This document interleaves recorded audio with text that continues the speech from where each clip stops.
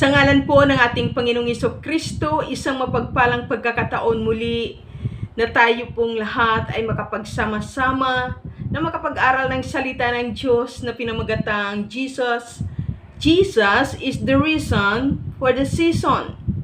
Mula po sa Luke chapter 1 verse 31 to 33, sabi sa verse 31, "And behold, thou shalt receive in thy womb, and bring forth a son, and shall call his name Jesus. At narito, maglilihi ka sa iyong tiyan, at manganganak ka ng isang lalaki, at tatawagin mo ang kanyang pangalang Jesus." Verse 32, "He shall be great, and shall be called the Son of the Highest. And the Lord God shall give unto him the throne of his father David. Siya'y magiging dakila at tatawaging anak ng kataas-taasan, at sa kanya'y ibibigay ng Panginoong Diyos ang luklukan ni David na kanyang ama." Verse 33, "And he shall reign over the house of Jacob forever, and of his kingdom there shall be no end. At siya'y maghahari sa angkan ni Jacob magpakailanman, at hindi magwawakas ang kanyang kaharian." Purihin ang Diyos sa pagbabasa ng kanyang mga salita. Ama, minsan pa, maraming salamat that the reason for this season is talking about Jesus Christ. Kaya maraming salamat na ang iyong mga salita ay minsan pa ay magbigay sa amin ng kagalakan sa regalo ng aming Diyos Ama para sa katiyakan ng aming kaligtasan sa pamamagitan ng kapanganakan ni Jesus Christ na aming inaalala na ikaw ang Diyos, ang siyang nagpadala ng iyong bugtong na anak upang maging hari at aming Panginoon at tagapagligtas, tagapagpatawad ng aming mga kasalanan.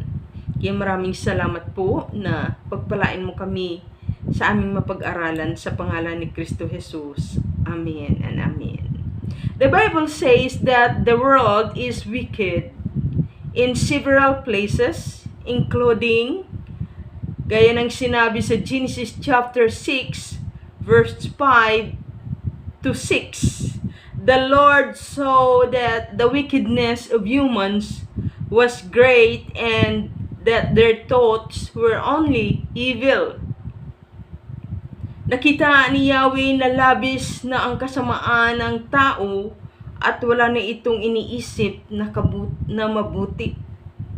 Kaya ikinalungkot niya ang pagkalalang sa tao. Kaya dito nating makikita na sa 1 John chapter 5 verse 19, alam natin tayo'y mga anak ng Diyos. Tayo na nakakilala at tumanggap sa napakagandang regalo ng ating Panginoon. Walang iba ang ating Panginoong Jesucristo na siyang Diyos ay nagpakatao, ipinanganak ng isang birhen upang patuloy na ang kanyang kabanalan bilang isang tao ay ma-preserve dahil siya'y nakatakda na ihandog ng Diyos Ama para sa kapatawaran ng kasalanan ng sanlibutan. Siya lamang ang banal na tao na makapaglinis ng ating mga kasalanan.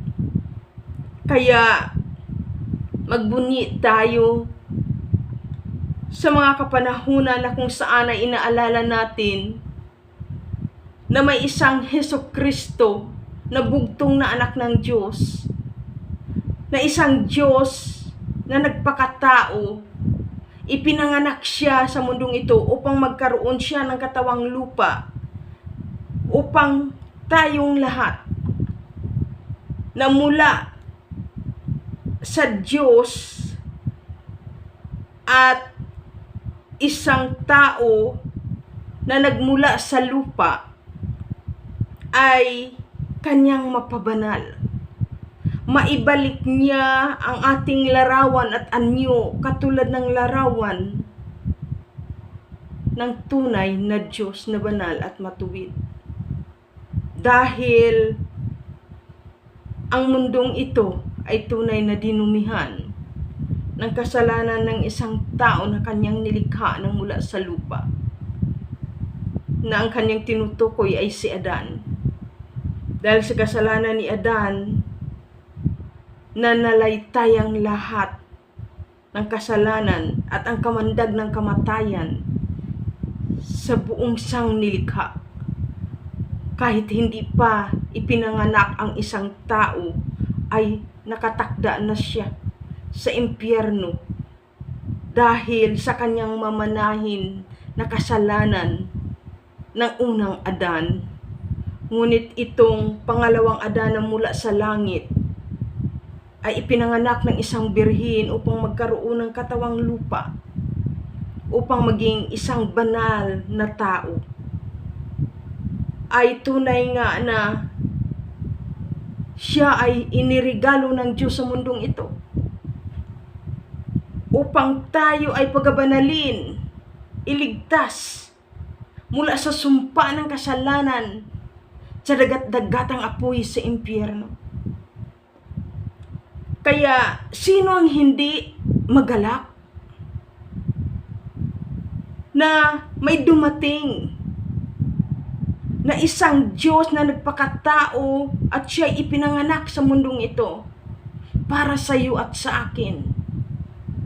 Kaya, sino ang dapat na magalak kundi tayong mga Kristiyano na nakakilala sa Kanya, nakaalam sa Kanya, at nagkaroon ng relasyon sa Kanya,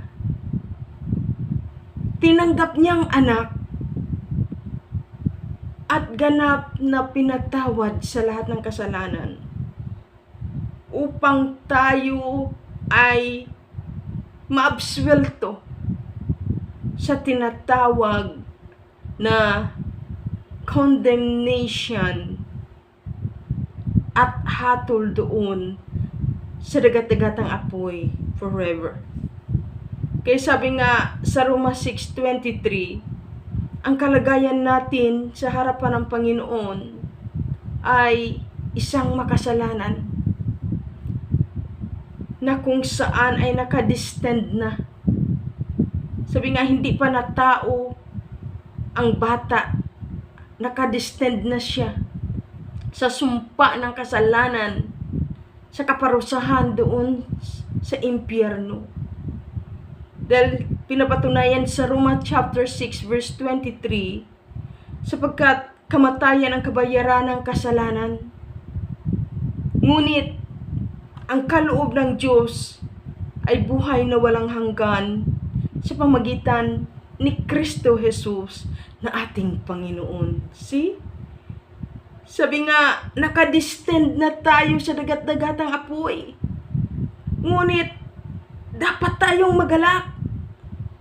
Dahil this is the season na kung saan ay ating inaalala na dumating ang ating dakilang tagapagligtas na isang Diyos, ngunit siya'y nagpakatao at ipinanganak ng isang birhen. At dahil sa taong ito na banal, it's no other than is the Lord Jesus Christ, na ginawa na niya, inalay niya ang kanyang buhay 2,000 years ago. Dapat tayong magalak.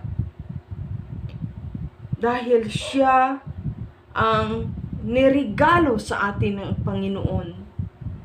Kaya, hindi lang sa season na ito, alalahanin natin ang kabutihang ginawa ni Jesus. Ang pag-ibig na ginawa ng ating Diyos Ama sa atin, na nirigaluhan tayo ng kanyang bugtong na anak, at na siyang ating tagapagligtas, kundi sa lahat ng panahon at oras, bawat segundo ng ating buhay, dapat lagi nating pasalamatan ang Diyos at alalahanin na may Jesus na isinilang na Diyos na nagpakatao at tinawag na siya'y anak ng Diyos dito sa lupa. Walang iba si Jesucristo na siyang nagsilbing hain upang bayaran ang ating mga kasalanan. Sa pamamagitan niya, ikaw at ako ay naabswelto sa sumpa ng kasalanan at kamatayan doon sa dagat-dagatang apoy ng impyerno forever, buhay na walang hanggan na kamatayan sa impyerno, na absuelto tayo. At nagkaroon tayo ng karapatan na makasama si Kristo Jesus na siyang nagpakatao doon sa trono ng kaluwalhatian ng Diyos pag siya'y muling bumalik. Dahil itong si Jesus na namatay ay muling nabuhay para sa iyo at sa akin. At pinatunayan niya na tunay siyang nabuhay at umakyat siya sa langit. At siyang nangako muli siyang babalik upang tupdin na lubos na hatulan na niya, ipakita na niya, ihahayag na niya kung ano yung tunay na kalagayan natin, tayo na kanyang mga iniligtas. Kapag nahayag na at madakila na si Kristo Jesus, ang kanyang kaningningan, ang kanyang kadakilaan, ay tunay nga. Nasabi nga, ang kanyang kaningningan, ang kanyang kadakilaan, ay ito rin ang makita at mahayag sa ating mga buhay bilang patunay na tayo'y tunay na pinabanal at inangking anak ng Diyos na kataas-taasan through the Lord Jesus Christ. Kaya makita natin na wow, purihin ang Diyos. This season ay muli nating inaalala na may Kristong namatay para sa atin upang iabsuelto tayo sa sumpa ng kasalanan at kamatayan doon sa dagat-dagatang apoy ng impyerno na tinawag na pangalawang kamatayan. Kaya, sino ang hindi magalak? At sino ang ibaliwala ang season na ito? Sabi nga, that is why Jesus Christ is the reason for the season. God sent His Son, Jesus Christ, to love and to save His people. Jesus Christ is the illustrations of God the Father ng kanyang pag-ibig at ang kanyang ginawa na pagliligtas sa atin sa pamamagitan ni Kristo Jesus na tinawag niyang bugtong na anak, na siyang Diyos na nagpakatao at naging panganay natin bilang isang tunay na tao na anak ng Diyos. At sabi nga, panganay natin na mga anak ng Diyos. Kaya sabi sa verse 16, pinatunayan ng Panginoon na tunay siya ang Diyos ang nagmamahal sa atin. Dahil siya ang Diyos ang nagmamahal, ito ang regalo niya sa atin, is the Lord Jesus Christ. Always remember na ang isang tao, kapag sabi nga ay siya'y nagmamahal, binibigyan niya ng kahalagahan ang bawat season na very important sa buhay ng isang tao. Kaya kapag mag-birthday nga tayo, talagang sabi nga, may dala tayong regalo sa may kaarawan dahil love natin ang may kaarawan at kung paano mahalaga sa kanya ang kanyang kaarawan. Nagbubunyi tayo. At tayo na tunay na nagmamahal sa Kanya ay nakiisa sa Kanyang kagalakan, sa Kanyang special na occasion, lalong-lalo na ang birthday. Yan yung special occasion ng isang tao. Yung binigyan siya ng buhay sa mundong ito. Ipinanganak siya sa mundong ito. So kapag maliit pa, excited mag-celebrate ng birthday at sabihin kung ilang taon na siya. Pero kapag tumanda na, parang nahihiya at secret. Ba't mo i-secret? Ba't mo ikinakahiyang nabubuhay ka sa mundong ito? Dapat you must be proud kung ano ang edad mo sa mundong ito, hindi yung ikinakahiya mo. Kasi yan yung pinaka-special sa buhay mo. I am 50 years old. I am the member of Golden Babies now. May magreklamo? Dapat ganun tayo ka-proud sa ating mga special occasion, lalong-lalo na ang birthday. Walang sino mang nakakalimot ng kanyang birthday. Pero alam mo ba, sa mga tribes doon sa Mindanao, kawawa sila kasi hindi nila alam kung ilang taon na sila. Kasi yung nanay nila at tatay namatay na lang, pero hindi itinuro sa kanila at hindi alam kung anong month at kung anong year sila ipinanganak. Kaya maraming mga tribes, no, sa mga sa Mindanao na hindi nila alam kung ilang taon sila. Na kung tutuusin, yan yung pinakamahalaga sa atin, yung ating kapanganakan. Dapat mga nanay, huwag niyo yan kalimutan, mga tatay. Kapag ang inyong mga anak habang lumalaki, lagi mo ipapaalala, ganito yung birthday mo, February 4, 1974, ha anak? Sabi nga, kaya i-treasure niya yan. Kasi buhay niya yan eh. Yan yung regalo ng Diyos. Yung buhay. Yung kapanganakan mo. At sabi nga, kapag bawiin naman ng Diyos yung buhay, yun naman yung graduation mo, na kung saan ay nagtagumpay ka na at tapos na ang misyon mo sa mundong ito. Kaya napakaganda na yung season ng iyong pagsilang ay lagi mo ito alalahanin. Dahil yan yung, kumbaga sa ano ay remembrance or yun yung patunay naman ng Panginoon kung gaano kanya kamahal yung nabuhay ka sa mundong ito, yung pinahiram sa'yo yung buhay mo, no? Nabuhay ka sa mundong ito, yan yung araw na inilabas ka sa mundong ito, kapanganakan mo. At makita din natin na through the Lord Jesus Christ, pinapakita na yung pagsilang ni Jesus Christ is so important, hindi lang sa Kanya, kundi sa atin. Tandaan natin na may isinilang na isang tagapagligtas. Dahil nagpapakita na sa Kanyang pagdating, sa Kanyang pagsilang, mahal tayo ng Diyos, kaya isinilang siya sa mundong ito. Siyang tagapagligtas natin. Dahil tayo'y sumasampalataya sa Kanya, sa ating Panginoong Hesus. At ito yung season na talagang pasalamatan natin ang Diyos kasi may tagapagligtas. Nakamta natin ang kaligtasan dahil may isinilang. Dahil sa pag-ibig ng ating Panginoong Hesukristo sa atin.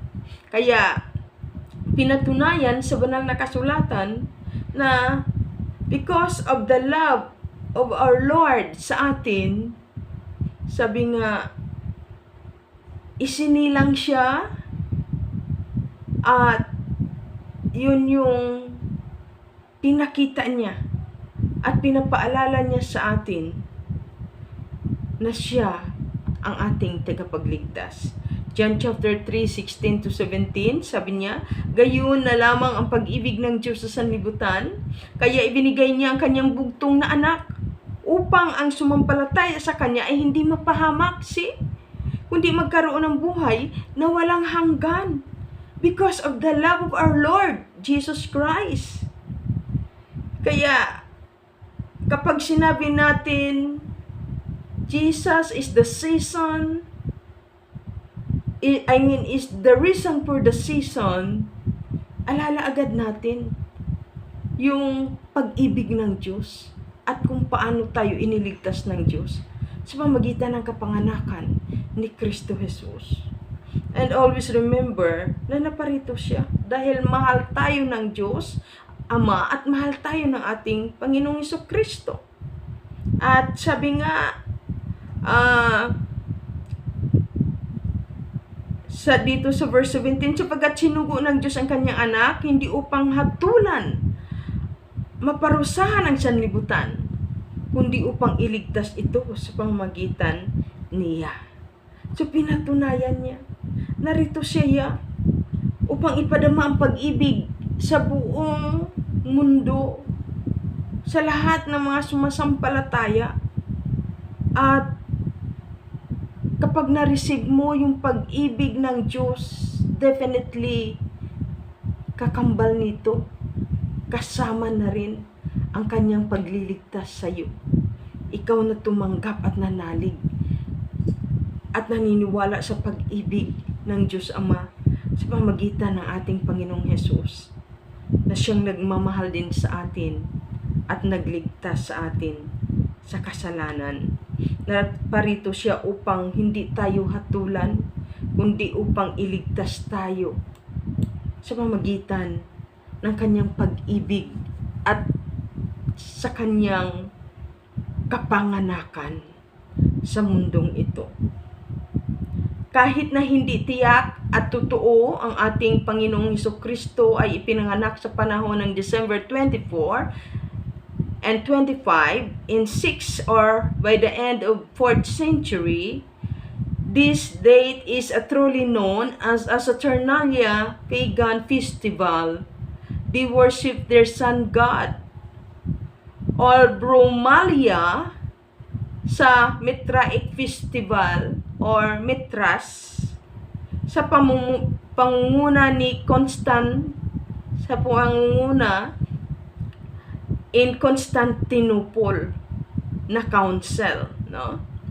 Ay sabi nga, ito yung panahon na kung saan ay si Constantine ay ginawa niyang Christmas or kapanganakan ni Jesus Christ, ang tinatawag na Saturnalia or Brumalia Festival, na kung tutuusin, ito ay pagsambayan ng mga pagans group of religion and mga Mitraic members ng Mitraism, no, na religion sa pangunguna ni Constantine.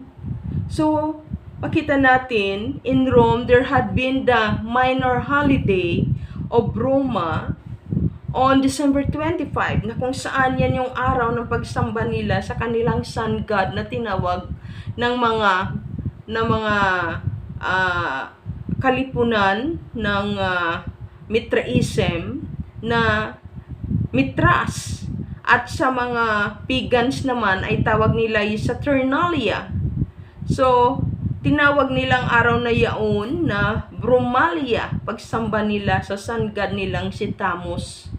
So nung si Constantine ay naging emperor at nagiging presidente ng Constantinople na council, ginawa niya na sabi nga ay official na birthday ni Jesus Christ yung December 25, para sabi nga ay mag-submerge ang dalawang religion na ito, yung Mitraism religion at ang tinatawag na pagan religion. So para mag-submerge, no? At sabi nga, kaya yung date na December 25, possibly about 320 AD or 353 AD, they believe that this was a way to gain more converts to Messiah. However, their intent was increase the size of the Roman Empire. So kaya dumami ang tinatawag na false Catholic, no? Roman Catholic, dahil nag-submerge ang Mithraism religion at ang pagan religion. Kaya makita natin na officially ay pinaniwala ni Constantine ang kabuuan ng Kristiyano na si Jesus ay ipinanganak, or birthday ni Jesus ay sa December 24 and 25. So makita natin na yamang alam natin na ang December 24 or 25 ay hindi iyon ang totoong kapanganakan ni Jesus Christ. Huwag nating paniwalaan iyon at huwag ituro sa mga anak o bata na iyon ang exact date ng birthday ni Jesus Christ. Ang mahalaga, we celebrate our Thanksgiving in the whole year sa Panginoong Jesus this season. Pero hindi natin niya paniwalaan or ituro sa inyong mga anak at mga apo na totoo na ang December 24 ang kapanganakan ni Jesus Christ at ang pagbisita at pagbigay ng regalo sa 25 sa kay Jesus Christ. Hindi, wag niyong hayaan na tayong mga Kristiyano ay maniwala diyan. Ang nasa atin niya, kaya this December is the end of the whole year. Kaya hayaan natin niya na mag-Thanksgiving celebration tayo sa ating Panginoon for the whole year, na from January to December, ang Diyos ay tunay na minahal tayo, iniligtas tayo, at makaabot ulit tayo for the next year, no? Kaya wag natin niya itangi na maniwala tayo that December 24 and 25 ayun ay kapanganakan ng ating Panginoong Hesus, dahil yan ay isang kasinungalingan. Ilagay natin sa ating mga puso't kaisipan that Jesus Christ is the reason for the season for the whole year. Kaya dapat tayong magbunyi at magpasalamat sa Diyos bago matapos ang year 2024. Kaya this December, magbubunyi tayo magpapasalamat tayo sa Diyos na totoo ang ginawa ni Kristo Jesus sa atin dahil sa pag-ibig niya sa atin at ng Diyos Ama. Sabi nga, na ibinigay ang kanyang buhay bilang patutuo na mahal tayo ng Diyos. At sa kanyang pagsilang sa mundong ito, kahit hindi natin alam yung exact date ng kanyang kapanganakan, at least sa kanyang kapanganakan ay nagpapasalamat tayo sa Diyos na may nagmamahal sa ating Diyos at may nagligtas sa ating Diyos, na siya'y nagpakatao upang ganap ang ating kaligtasan. So ang malaga, we celebrate our Thanksgiving in the whole year sa pamamagitan ng ating Panginoong Hesus. Buong whole year, dapat si Jesus Christ yung ating pinapasalamatan at ina-acknowledge. Kaya dapat lang na lahat tayo ay magalak at magdiwang dahil may isinilang na ating tagapagligtas. Sa bawat taon na lumilipas, dapat magbunyi tayo sa ating tagumpay sa kabila ng mga naranasan nating mga pagsubok sa buhay. Pagpapala at kalusugan at iba pang kabutihang ginawa ng Diyos sa atin. Kaya dapat natin yan pasalamatan for the whole year, lalong-lalo na at the end of the month of December. Dapat lang magdiwang tayo sa panahong ito dahil sa buong isang taon, ang kabutihan ng Diyos sa atin, sa ating mga buhay at sambahayan, ang ating naranasan. Kaya sabi nga sa Lucas chapter 2 verse 10 to 11, ngunit sinabi sa kanila ng mga anghel, huwag kayong matakot. Ako'y may dalang mabuting balita para sa inyo na magdudulot ng malaking kagalakan sa lahat ng tao. See? Kaya dapat huwag tayong matakot, kundi magalak tayo. At sabi nga, matatapos na naman yung year 2024. Kaya dapat lang magbubunyi tayo at magpapasalamat sa ating Diyos na niregaluhan tayo ng ating Panginoong Jesucristo na tunay na nagmamahal at nag-alay ng kanyang buhay upang tayo'y maligtas. Kaya sabi nga, huwag tayong matakot sa pagharap ng year 2025 dahil siya na naman ang simula ng ating pasalamatan sa pagkatapos ng year 2024. Mag-start na naman tayo year 2023, year 2025, no? From the January to December na naman, patuloy nating ipagbunyi yan at pasalamatan. Kaya sabi nga, sapagkat isinila ngayon sa bayan ni David ang inyong tagapagligtas, ang Kristong Panginoon. Kaya dapat, lagi nating i-acknowledge that every year, at the ends of the month, ng 12 months, itong December, pasalamatan natin in the whole year that Jesus is the reason for this season. To God be all the glory. Ama, maraming salamat sa mga pangako mo sa amin through the Lord Jesus Christ na iyong isinasakatuparan. Patuloy, Ama, na punuin mo kami ng kagalakan for this season. Salamat sa buhay ng aming Panginoong Jesus na isinilang at tunay nga na siya'y tagapagligtas namin. Pagpalain mo kaming lahat ng magkapatid kay Kristo at marami pa po nawang mga kapatid kay Kristo kaming makikilala at makasalamuha. Pagpalain mo po kaming lahat. Receive the blessings of the Lord in the name of the Father, the Son, and the Holy Spirit. In Jesus' name we pray. Amen. Maraming salamat po sa inyong pakikinig. God bless everyone. Mahal tayo ng ating Panginoong Jesucristo. Bye.